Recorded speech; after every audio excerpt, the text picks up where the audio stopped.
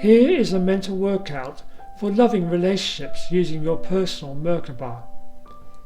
If you've not already done so, watch the Mental Workout Essentials video first.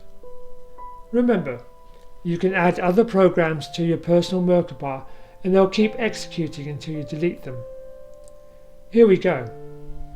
You can have your eyes open or closed.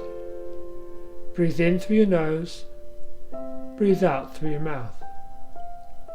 Breathe in through your nose. Breathe out through your mouth.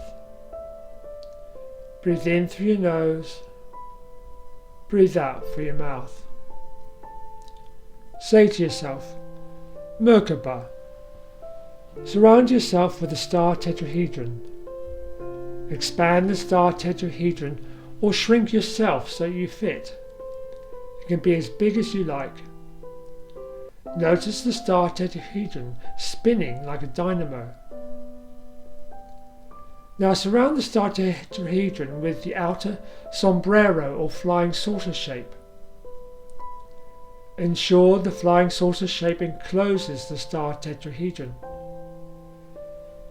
Program the Merkaba with the words love and awakening, loving relationship with, and here name the person you love.